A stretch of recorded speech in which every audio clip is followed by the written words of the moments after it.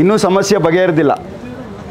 ಈ ವಿಷಯವಾಗಿ ನಾವು ಏನು ಅಭಿಮಾನ್ ಸ್ಟುಡಿಯೋ ಮಾಲೀಕರ ಮೇಲೆ ನಮ್ಗೆ ಅಪಾರವಾದ ಗೌರವವಿದೆ.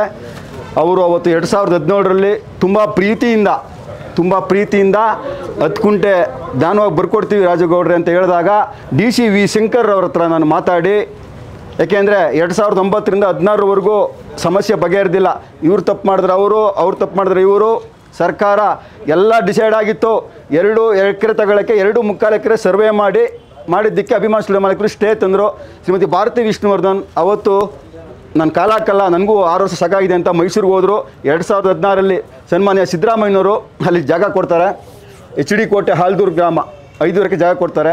ಅದು 5 ವರ್ಷ ಹೈಕೋರ್ಟ್ಗೆ ಹೋಗುತ್ತೆ. ಅಲ್ಲೂ ನಾವು ಉಪವಾಸ ತೆಗೆರ ಮಾಡಿ ಹೋರಾಟ ಮಾಡಿ ಎಲ್ಲ ಮಾಡಿದ್ವಿ. ಕ್ರಮೇಣ 2029 ಜನವರಿ 29ಕ್ಕೆ ಸನ್ಮಾನ್ಯ ಮುಖ್ಯಮಂತ್ರಿ SR ಬೊಮ್ಮಾಯಿ ಅವರು ಉದ್ಘಾಟನೆ ಮಾಡ್ತಾರೆ, ಲೋಕಾರ್ಪಣೆ ಮಾಡ್ತಾರೆ. 2016ರಲ್ಲಿ ಜಾಗ ಕೊಟ್ಟು ಅದು 6 ವರ್ಷ ಆಗಿ ಆಯಿತು. ಇದೇನಿದು 2016 ಮೈಸೂರು ಸರ್ಕಾರದಿಂದ ಮಾಡೋ ಸ್ಮಾರಕ, ಸ್ಥಳಾಂತರ ಅಲ್ಲ, ಸರ್ಕಾರದಿಂದ ಮಾಡೋ ಒಂದು ಸ್ಮಾರಕ, ಒಂದು ಗೌರವಾನ್ವಿತ ವ್ಯಕ್ತಿಗೆ ಏನು ಮೇರು ನಟರಿಗೆ ಜಾಗ ಸಮಸ್ಯೆ ಆಗಿದಾಗ ಸನ್ಮಾನ್ಯ ಸಿದ್ದರಾಮಯ್ಯನವರು ಅಲ್ಲಿ ಜಾಗ ಕೊಡ್ತಾರೆ. 5 ಎಕರೆ. ಶ್ರೀಮತಿ ಭಾರತಿ ವಿಷ್ಣುವರ್ಧನ್ ಅವರ ಒಪ್ಪಿಗೆ ಮೇರೆಗೆ ಅಲ್ಲಿ ಜಾಗ ಕೊಡ್ತಾರೆ. ಅದು ಒಂದು ಕಡೆ ಆಯಿತು. ಇದು ಅಂತ್ಯ ಸಂಸ್ಕಾರ ಆಗಿದ್ದ ಜಾಗ ಸಮಸ್ಯೆ ಯಾರು ನಾವೇ ಬಗೆಹರಿಸ್ಕೋಬೇಕು. ಅಭಿಮಾನಿಗಳು ಯಾವ ದೊಡ್ಡ ನಟರುಗಳು ಬಂದಿಲ್ಲ, ಅಪ್ಪಾಜಿ ಜೊತೆ ಇದ್ದವರು ಬಂದಿಲ್ಲ, ಲಾಸ್ಟ್ಗೆ ಮನೆಯವರು ಬಂದಿಲ್ಲ ನಮ್ಮ ಸಹಕಾರಕ್ಕೆ. ನಾನೊಬ್ಬ ಅಭಿಮಾನಿಯಾಗಿ ಅಭಿಮಾನ್ ಸ್ಟುಡಿಯೋ ಮಾಲೀಕರನ್ನ ಅವ್ರ ಕಾಲಿಗೆ ಬಿದ್ದಿದ್ದೇನೆ, ಅವ್ರ ಕೈ ಕಟ್ಟಿದ್ದೇನೆ. ಯಾಕೆಂದರೆ ಸರ್ಕಾರದ ಮತ್ತು ಅವರ ನಡುವೆ ತಿಕ್ಕಾಟ ತುಂಬ ಇತ್ತು. ಜಾಗ ಸಮಸ್ಯೆ ಮಾಧ್ಯಮದವರೇ ನಿಮ್ಗೆ ಗೊತ್ತಿದೆ, ಇದು ತುಂಬ ಸಮಸ್ಯೆ ಇತ್ತು. ಇವ್ರ ಹತ್ರ ಮಾತಾಡಿಕೊಂಡು ಅಭಿಮಾನ್ ಸ್ಟುಡಿಯೋ ಮಾಲೀಕರಾದ ಗಣೇಶ್ ಕಾರ್ತಿಕ್ ಅವ್ರ ಹತ್ರ ಮಾತಾಡ್ಕೊಂಡು ನಾನು ಅವ್ರ ಹತ್ರ ಹೋಗ್ತೀನಿ, ವಿ ಶಂಕರ್ ಅವ್ರ ಹತ್ರ. ಅವ್ರು ಇಲ್ಲಪ್ಪ, ಅವ್ರು ಆಗೋದಿಲ್ವಲ್ಲಪ್ಪ, ನಾವೇನು ಮಾಡಲಿ, ಮೈಸೂರಲ್ಲಿ ಸರ್ಕಾರ ಮಾಡ್ತಾ ಇಲ್ಲ, ನಾನು ಅವ್ರ ಕಾಲಿಗೆ ಬೀಳ್ತೀನಿ, ಇದೆಲ್ಲ ಮಾಡಬೇಡಿರಿ ಗೌಡ್ರೆ, ನೀವು ಏನಾಗಬೇಕು ಸರ್, ಅವ್ರು ದಾನವಾಗಿ ಕೊಡ್ತೀನಿ ಅಂತ ಹೇಳಿದ್ದಾರೆ. ಏನು ಅವ್ರ ಸಮಸ್ಯೆ ಬಗೆಹರಿಸಿ, ಅವರು ಮೇರು ಕಲಾವಿದರು ಬಾಲಣ್ಣವರು, ಅವ್ರಿಗೂ ಒಂದು ಸಹಕಾರ ಕೊಟ್ಟು ಒಂದು ಮೀಟಿಂಗ್ ಕರೆದು ಒಂದು ಸಮಸ್ಯೆ ಬಗೆಹರಿಸಿ ಅಂತ ಅವ್ರನ್ನ ಕಾಡಿ ಬೇರ್ಕೊಳ್ತೀನಿ. ಲಾಸ್ಟ್ಗೆ ಕೊನೆಗೆ ಒಂದು 5-6 ಸಾರಿ ಮೀಟಿಂಗ್ ಆಗುತ್ತೆ ಜಿಲ್ಲಾಧಿಕಾರಿನಲ್ಲಿ. ಮೀಟಿಂಗ್ ಆಗಿ ಲಾಸ್ಟ್ಗೆ ಏನಾಗುತ್ತೆ, ಅಭಿಮಾನ್ ಸ್ಟುಡಿಯೋ ಮಾಲೀಕರು ಕಂದಾಯ ಭವನ ಏನಿದೆ ಜಿಲ್ಲಾಧಿಕಾರಿಗಳ ಸಭೆಯಲ್ಲಿ ಒಂದು ದೊಡ್ಡ ಮಟ್ಟದಲ್ಲಿ ಸಭೆ ನಡೆಯುತ್ತೆ. ಆ ಸಭೆಯಲ್ಲಿ ನಮ್ಮ ವಿಷ್ಣುಜಿಯವರ ದತ್ತುಪುತ್ರರು ಭಾಗವಹಿಸಿರ್ತಾರೆ, ನಮ್ಮ ವಿಷ್ಣು ಸೇನಾ ಸಂಘಟನಾ ಪದಾಧಿಕಾರಿಗಳು ಭಾಗವಹಿಸಿರ್ತಾರೆ, ವಿಷ್ಣುವರ್ಧನ ಪ್ರತಿಷ್ಠಾನದವರು, ಕಂದಾಯ ಇಲಾಖೆದವರು, ಜಿಲ್ಲಾಧಿಕಾರಿ, ತಹಸೀಲ್ದಾರ್ ಸಮ್ಮುಖದಲ್ಲಿ ಅಭಿಮಾನ್ ಸ್ಟುಡಿಯೋ ಮಾಲೀಕರು 10 ಕುಂಟೆ ಜಾಗವನ್ನು ಬರೆದು ಕೊಡ್ತಾರೆ. ಎಲ್ಲ ಒಪ್ಕೊಳ್ತಾರೆ.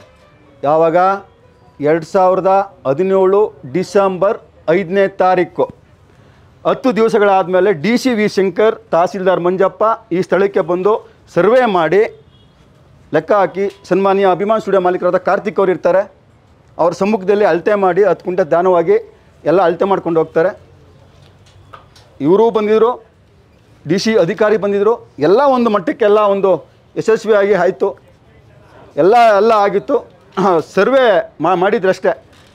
ಆಗ ಬೇರೆ ಒಂದು ಸರ್ಕಾರ ಬರುತ್ತೆ, ಕುಮಾರಸ್ವಾಮಿ ಅವ್ರಿಗೂ ಮನವಿ ಕೊಡ್ತೀನಿ ನಾನು.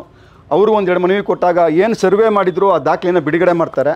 ಅಲ್ಲಿಗೆ ಕೆಲಸ ಅಷ್ಟಕ್ಕೆ ಸ್ಟಾಪ್ ಆಗಿರುತ್ತೆ. ಯಾರೇ ಇದ್ರ ಬಗ್ಗೆ ಗಮನ ಕೊಡಲ್ಲ. ಯಾಕೆಂದರೆ ಸ್ಮಾರಕನೂ ಅಲ್ಲಿ ನಿರ್ಮಾಣ ಆಗಿಲ್ಲ, ಲೋಕಾರ್ಪಣೆ ಆಗಿಲ್ಲ. ಇದು ಹೆಂಗೆ ಮಾಡಿಕೊಡ್ತಾರೆ? ಇದೇ ಶ್ರೀಮತಿ ಭಾರತಿ ವಿಷ್ಣುವರ್ಧನ್, ನಿಮ್ಮ ಸರ್ಕಾರಗಳು 2009ರಿಂದ 2016ವರೆಗೂ ಅಭಿಮಾನ್ ಸ್ಟುಡಿಯೋದಲ್ಲೂ ನೀವು ಸ್ಮಾರಕ ಮಾಡಲಿಲ್ಲ. ಅಲ್ಲಿ ಜಾಗ ಕೊಟ್ರಿ 16ರಲ್ಲಿ, ಇನ್ನೂ ಅದು ಹೈಕೋರ್ಟ್ಗೆ ಹೋಗಿದೆ.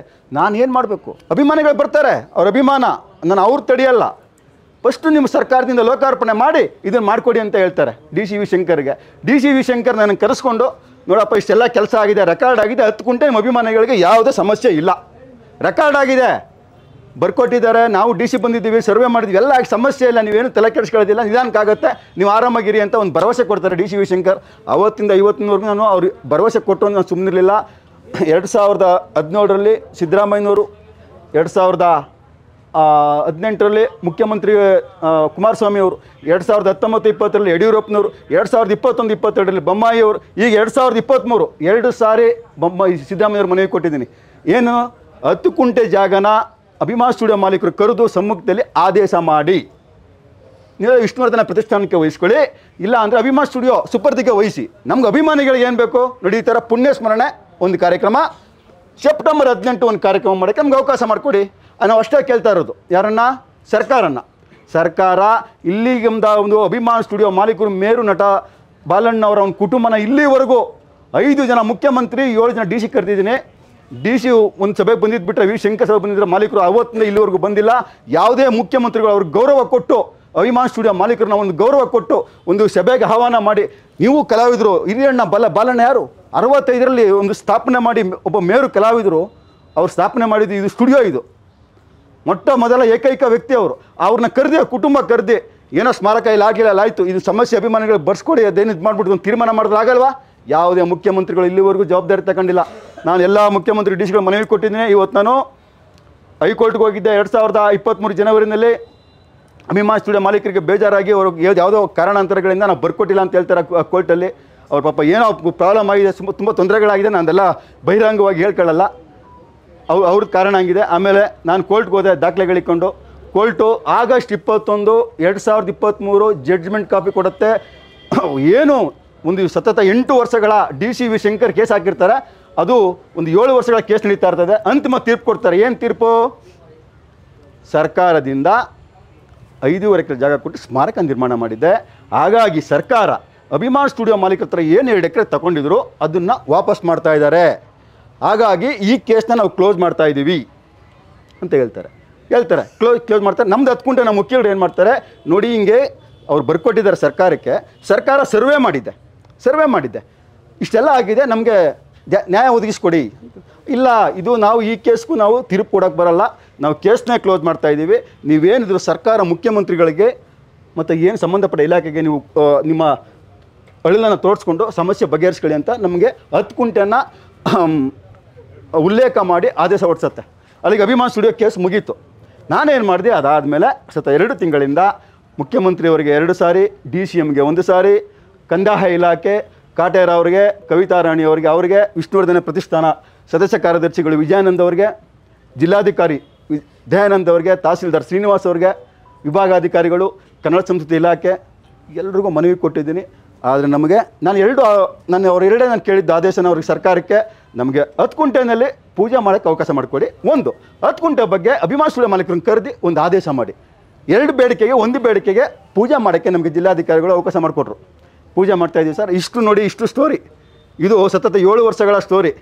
ಇವತ್ತು ನೋಡಿ, ಇವರು ನಮ್ಮ ವಿಷ್ಣುಜಿಯವರ ದತ್ತುಪುತ್ರ ಅವ್ರಿಗೆ ಅಗ್ನಿಸ್ಪರ್ಶ ಮಾಡಿದ್ದು ಸುಮಾರು 35 ವರ್ಷ ಇದ್ದರು. ಮತ್ತು ಅವ್ರ ತಾಯಿಯವ್ರಿಗೂ ಅಗ್ನಿಸ್ಪರ್ಶ ಮಾಡಿದರು. ನಾನು ಎಲ್ಲಿ ಪೂಜೆ ಮಾಡ್ಕೊಂಬಂದಿದ್ದೀನಿ, ನಾನು ಅವ್ರ ಕೈಲೇ ಮೊದಲೇ ಪೂಜೆ ಮಾಡಿಸೋದು. ನಾವು ಇರೋದು ಇಷ್ಟು ಸಮಸ್ಯೆ ಇದೆ. ಇವತ್ತೇನು ನಮ್ಮ ಗೌರವಾನ್ವಿತ ನಮ್ಮ ರಮೇಶ್ ಅವರು ಬಂದಿದ್ದಾರೆ, BY ರಮೇಶ್, ನಮ್ಮ ಬೆಳೆಕಳ್ಳಿ.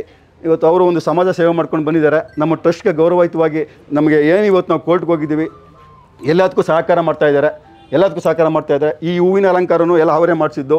ಇವತ್ತು ಹಿಂಗೆ ಕೆಲವರೆಲ್ಲ ನಮಗೆಲ್ಲ ಸಪೋರ್ಟ್ ಮಾಡ್ತಾಯಿದ್ದಾರೆ. ಒಂದು 5-6 ಜನ ರಾಜ್ಯಾದ್ಯಂತ ಒಂದು 5 ಜನ ಲೀಡರ್ಗಳು ನಮ್ಮ ಕೆಲಸಕ್ಕೆ ಸಹಕಾರ ಮಾಡ್ತಾಯಿದ್ದಾರೆ. ಇವತ್ತು ಪೂಜೆ ಮಾಡ್ತೀವಿ ನೋಡಿ. ನಾವು ಯಾರೋ ಒಂದಿಬ್ಬರು ಬರಬೇಕು, ಒಂದು 5 ನಿಮಿಷದಲ್ಲಿ ನಾವು ಪೂಜೆ ಮುಗಿಸ್ತೀವಿ. ಕ್ಷಮೆ ಇರಲಿ ಮಾಧ್ಯಮದವರು, ಒಂದು 5 ನಿಮಿಷ ಯಾರು ನಮ್ಮ ಮಹಿಳಾ ಅಧ್ಯಕ್ಷರು ಬರಬೇಕು, ಇನ್ನೊಬ್ಬರು ನಮ್ಮ ಸೆಕ್ರೆಟರಿಯವರು ಬರಬೇಕು. 5 ನಿಮಿಷದಲ್ಲಿ ನಾವು ಪೂಜೆ ಮುಗಿಸ್ತೀವಿ. ಇವ್ರಿಗೆಲ್ಲ ಮಾತಾಡಿಸ್ತೀನಿ. ಆಮೇಲೆ ಭೇಟಿ ಕೊಡ್ತಾರೆ. ನಾನು ಸ್ಟೋರಿ ಹೇಳ್ಬಿಟ್ಟೆ, ಇಷ್ಟೇ ನಮ್ಮ ಸ್ಟೋರಿ, ಇಷ್ಟೇ ಭಾಷಣ.